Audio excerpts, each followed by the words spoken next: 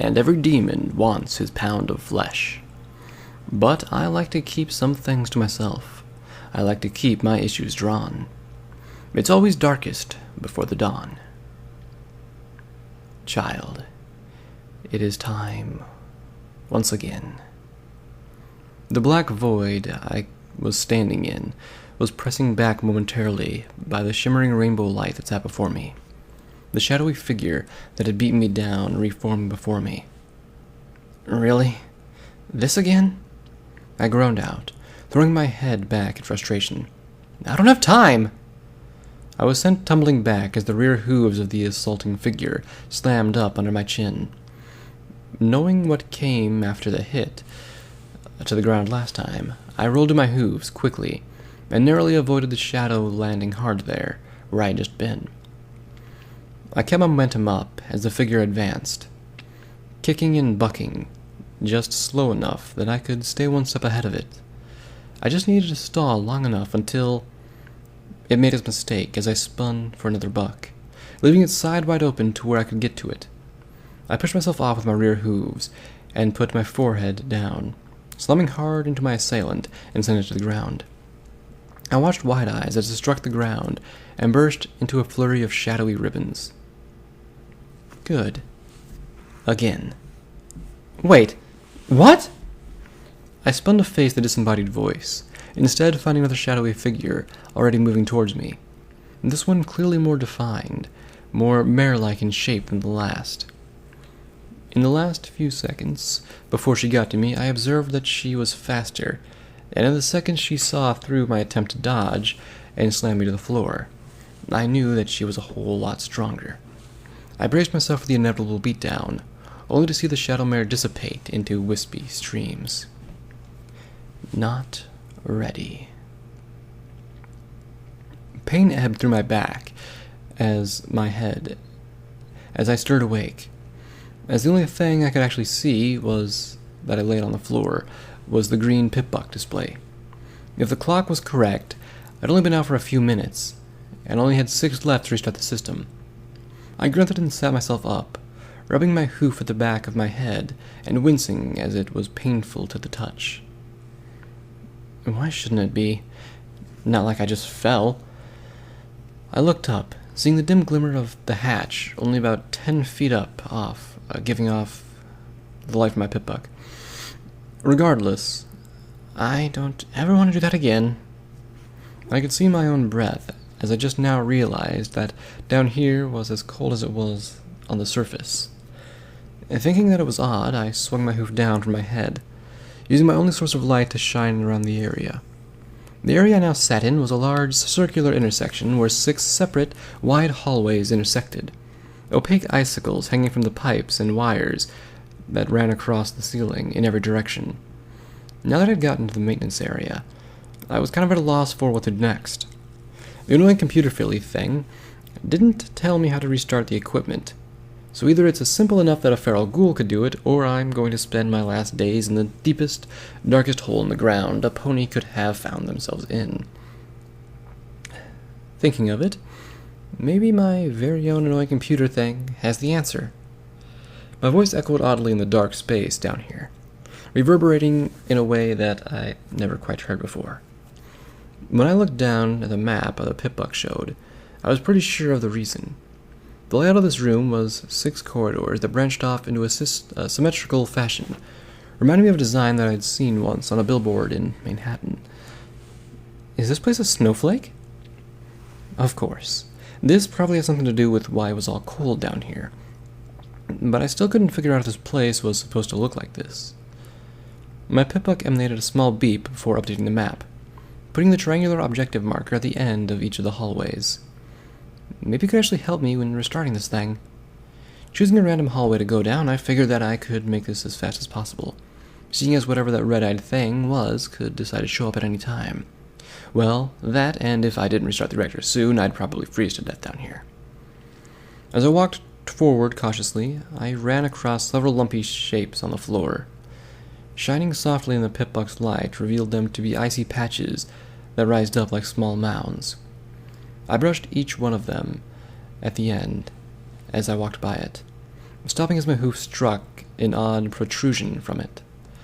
Using my hoof to continue knocking of the small lump poking at its side, the ice gave a soft crack and then snapped off, revealing the barrel of a gun. What the hell? I couldn't just grasp my mind around how a gun gets frozen in a place like this. As I thought, I tapped at the gun barrel, feeling it crumble under my hoof from age. The rest of the ice lump gave a sharp crack and split along the middle, the two halves pulling away from each other to give me the answer that I was looking for. It wasn't a gun that was randomly frozen there. It was still in the muzzle of the frozen pony who had used it before. What the fuck did I stumble into? I backed away uneasily. The dead eyes of the icy cocooned pony seemed to stare at me as I left it, its hollow gaze boring into my mind as I turned to continue. As I spun my gaze around, I came face to face with another icy cocoon. This one was upright and clearer than the last, giving me a look at the frozen pony inside of it. Once again, her eyes looked like they were staring straight into my very soul, as she was locked in an eternal scream. Her blonde mane still held a bright yellow flower tucked into it. Something didn't feel right about this. I've seen ponies who were unlucky enough to be caught unprepared in a blizzard, and not even had been frozen like this. No, this was the work of a monster, or possibly a highly skilled unicorn. Regardless, whatever it was should be 200 years dead, just like those poor foals. Even so, why can't I shake the feeling that everything I've been seeing up top is somehow connected to this? Emergency restart guide. Lift primer paddle several times until the spark charge is shown as ready. I read off to myself, trying to push back the silence that had crept in again. I placed my forehoof under the paddle as the picture next to the guide showed. With as much effort as I could, I pushed it up, working at it 3 times until the heavy click from inside the box. A small orange light dimly lit up with the words "System Primed" printed under it. I guess the green button says "Push to close," before repeatedly pressing the process on the breakers. The reactor will auto-restart upon completion. I squinted and looked over the panel, holding my pippuck up to read over the various buttons until I found the correct one. I hoofed at it and heard a quick click emit from the whole box. Guess that's it? I shrugged and turned around, quickly trotting towards the center room again. The clock in my vision flashed that it was now counting down from 4 minutes, meaning that I needed to hurry. I quickly made it out to the center of the room again, dripping down the next hallway as soon as I could. In my rush, I almost tripped over another frozen pony, instead accidentally giving a quick kick to the top of the lump, smashing the ice and revealing the head of an older-looking stallion. My body locked up as I could have sworn I saw him blink, my coat standing on end as he did blink again, his eyes staring and turning his gaze up to me, as the rest of him sat completely motionless. Fuck this place. I gave his head a swift buck, caving in his frozen skull, and quickly trotting down the hallway to the next breaker. I tore the cover off, placed my hoof under the paddle quickly, and throwing my body into each push. The heavy click gave me the okay to press the green button. Jabbing it, I heard the click from the box as expected, but in doing so I heard a small whine emanate from it as well. I guess that means it's working. 3 minutes and 30 seconds to go. I quickly made my way back, ducking around the corner and finding more frozen bodies littering this hall than the others combined. Most of them were huddled in the back. The ones closer to the center were locked in defensive stances. A few old magical energy rifles stuck at the ends of the ice. Ignoring the shifting of their eyes into the ice, I thought to myself that this must have been where they had their last stand. While wondering why they chose here, I came across a single frozen body next to the circuit breaker. As I tore the cover off, like with the others, I noticed that the body next to me was posed differently than the others I'd gone past. This one was stretched out, a hoof reaching for a long lever that sat only an inch or so away from where the pony had met its fate. As I primed the paddle, the words under the lever, I read them to sate my curiosity, finding that they were badly fated. With a loud click, I waited to hoof the green button as I leaned closer to the lever, leaning in close to make out what it said. Arcanal Lab Interlock Release. A creaking came from the ice cast over the body, reaching for the lever, drawing my eyes to it reflexively. The stallion inside was immediately familiar. He was older now, and his mane had receded a bit. There was now streaks of white pushing up through the soft yellow hair, but he was definitely one of the doctors in the photo I saw in the journal. A small ID badge hung from his coat lapel, with the name Dr. Panirsa written in bold. I couldn't help but feel sad for what he went through, all just to end up with a death in his place.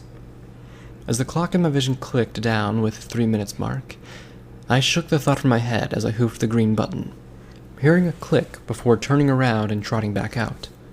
The creaking of ice now came in sporadic bursts, making sharp jolts of nervousness run through my spine as I moved up to a canter. I reached the fourth breaker, not bothering to rip the cover from its mounting this time, and instead just shoving my hoof through where the paddle was, hoofing it up quickly as I could. The moment I heard the heavy thunk of the system priming, I punched my hoof through the cover and right into the green button.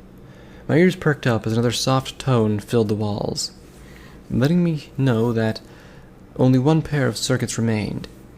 The sharp shatter of ice came as a surprise as one of the bodies behind me twerked its head enough to break through, glaring at me with its dead eyes. "No, you are dead!" I turned and slapped my hoof into its head, and I was delighted to hear a crack as the old bone crumbled, the body going limp in its icy chest.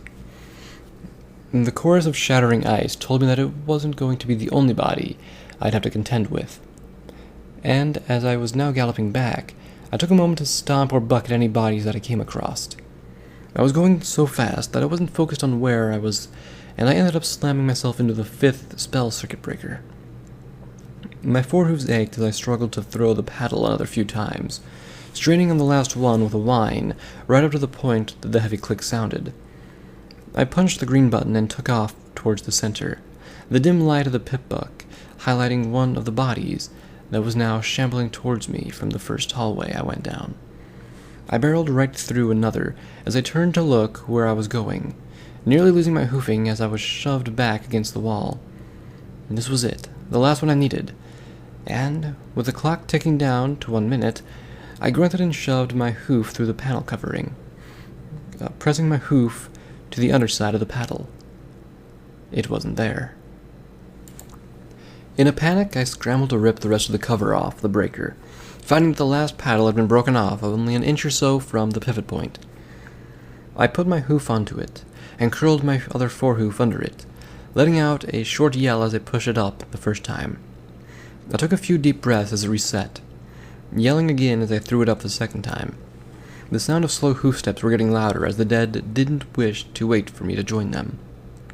I yelled again, throwing my whole body onto the piece of plastic, just wanting to hear the sweet, sweet click. The plastic paddle creaked as it reached towards the top. The last quarter inch seemed to be blocked by some invisible force. "Come on, you stubborn piece of—" I growled out at the top of my lungs, using the extra anger to slam it up. I could feel the heavy click this one gave in the cool air around me. Not waiting another moment, as I slammed my hoof into the green button so hard I was afraid I might actually break the old equipment. The low whine I heard from before disappeared with a soft zap in the walls, being replaced with a steady hum that slightly vibrated the floor beneath my hooves. The lights in the maintenance halls came on with a flicker, bringing a smile to my muzzle. I had done it. With 20 seconds to spare, I had just saved my own flank. Then, as the soft hoofsteps in my ears continued, I turned around slowly, my smile dropping from my muzzle. One of the frozen ponies was almost upon me, dead eyes locked onto me as I reached for my gun, biting down on the barrel and swinging it around. The solid wood stock caught the pony right in the jaw and sent it spinning back, dropping it to the floor. I caught the movement from the rest of the basement, finding that although it didn't look like a lot of time, there was just too many frozen ponies to deal with. The readout in my vision flickered from green to pink. The projection of the filly popped into place as I galloped down the hallway. "I'm super happy to tell you that my power reserves are now charging, and that the main reactor is running at 50% capacity and rising." I reached to the center of the room, ignoring the annoying program so that I could focus on hooking my hooves around the ladder bars. As I did, I looked up to the hatch, cringing as it swung open of its own accord, and the smoky form of the red-eyed monster I'd seen peered down at me. It didn't come down, or make any other gesture at all. It just sat and watched while the horde of frozen ponies walked towards me. I dropped down from the ladder, spitting my rifle into my hooves. What the fuck is going on down here? I looked around quickly, unsure if I should start shooting at these things, or if it was only going to waste ammo if I even tried. The AI sat down in my vision, putting a hoof to its muzzle as if to think. The machines in the other lab are reading that Wendigo specimen number 4 has somehow restored the ponies here to barely functioning state. Wait, it brought them back to life? I shouted as one of the ponies came a bit too close for comfort. I used the fact that the mare had poor reflexes and easily dodged to the side, bucking out with my rear legs and pushing it away, using its own momentum to throw it to the floor. Incorrect. The image of some sort of technical readout came up from my vision, blocking nearly all of my sight as I struggled to find which one of the slow-moving ponies I should watch out for next. It seems to be some sort of alternative to necromantic magic, unique to Wendigos. If you take a look, all the brainwave patterns around you are the same, besides yours, of course, each one showing remarkable similarity to Specimen 4's pattern. All available data points to some unspecified type of mind control spell. I'm a bounty hunter, not a doctor. I closed my eyes and shook my head, so somehow making the readout disappear. As I opened my eyes, I had just enough time to move out of the way of the stallion, who still held the half of a pistol in his mouth. I need a way to kill them! The entire Pip-Buck readout shifted to a gray color as the filly rolled her eyes. Destroying the brain should cause the bodies to cease functioning again. She almost sounded as if my complaint bored her. That was all I needed to hear. I brought up my rifle and fired, boring around straight through the head of the blonde-maned mare. She went rigid as she crumbled to the floor, staying down as the others made their way towards me. At least they aren't like Cadillac Goodles, right? I laughed to myself, working the action and taking aim for another mare who was stumbling closer. The filly turned everything purple as she jumped up into an image of her, with a funny-looking hat and an old bubble pipe toy poking from her muzzle. I have no data on subject ghouls to support any comparison like that at this time. If you would like, I can start a research project for it. It was a rhetorical question, I shouted before firing again, clipping the entire top of the mare's skull off with that round. The steps of a pony approaching from behind caught my ears again, allowing me to quickly look around and buck at it. I spun and fired, quickly ending its attempts to fire back. The hallway where the scientists had their last stand was now bustling with activity. In total, about 10 of them were now shambling their way towards the center. I can't reload in such a confined space without leaving myself open, and the way out's blocked. I need help in here. This was not good. There was just too many of them, damn it. Quickly would be preferable. The filly turned everything blue as she looked at me sadly in her projection. As you've been informed, I cannot render assistance from here. You fucking brat! I shouted, firing another shot at the lone stallion in my vision shifted to red.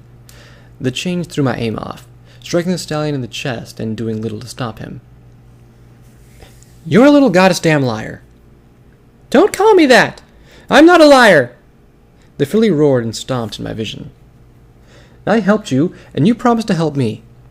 I worked the action and fired again, this time scoring a direct hit into one of his eyes, and dropping him to the floor.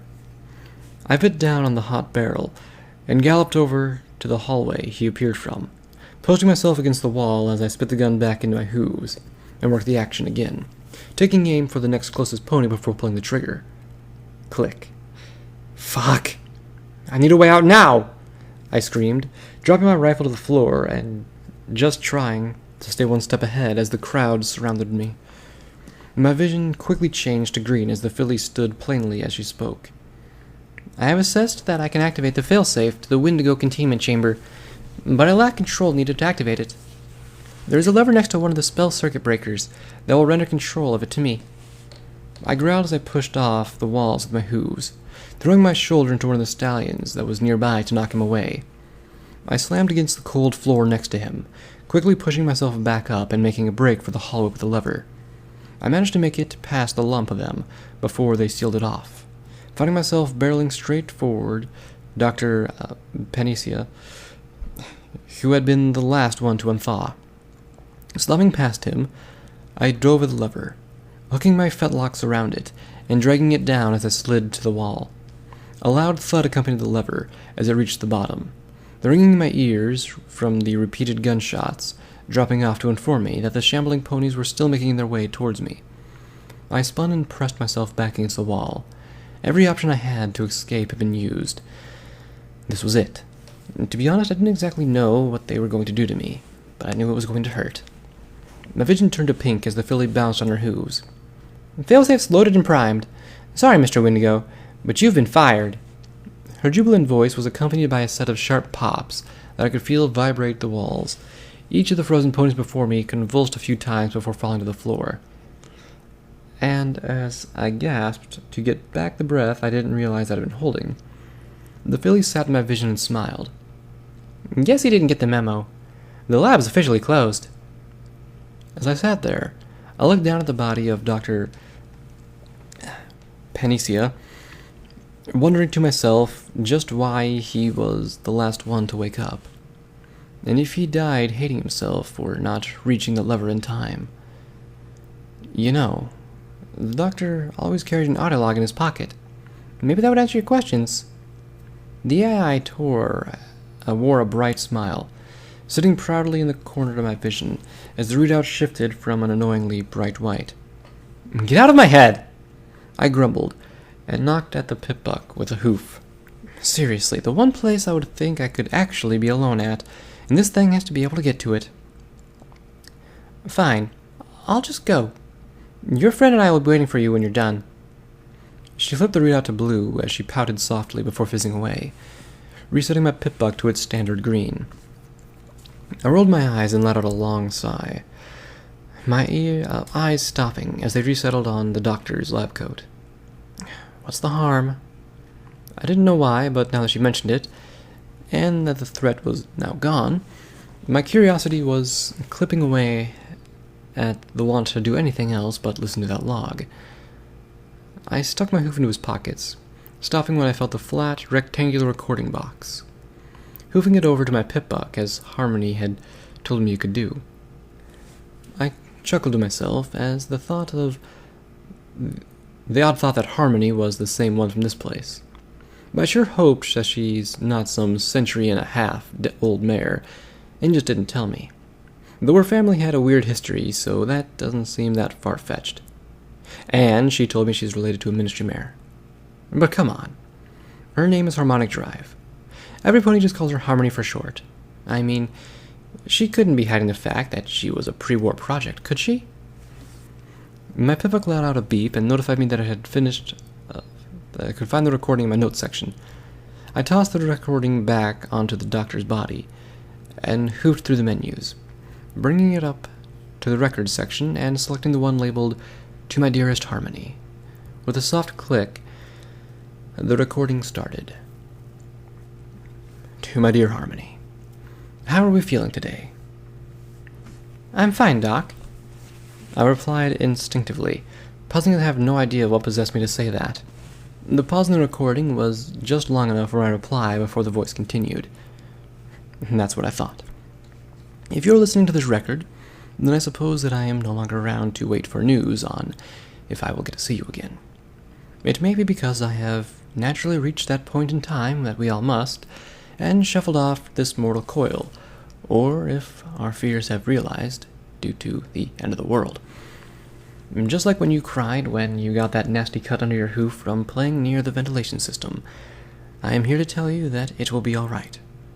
Over the last few years, in all the times I've sat in your room, I've never felt the same.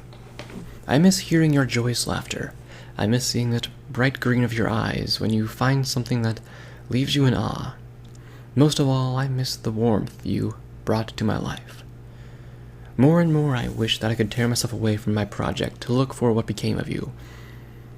But sadly, this note is, should it come down to it, my last try. The one last hurrah for an old stallion, looking for the one filly in his life that made all the sacrifices worth it. And just like that funny-shaped scar you got that cut on, this log will act as a reminder to you that you will never truly be alone. I know you, Harmony. You may not have passed those tests, but I know that deep inside there is true greatness just waiting to show itself. I wish I could have seen you grow up. I have been there for you when you fell, or needed somebody there for you. But you have stayed strong, and go live your life. You may not have been the filly Equestria was looking for, but you are still the filly who changed my life, and I'm thankful that I got to spend as much time with you as I did. Make friends, get married, have a family, have fun. Please, do this for me.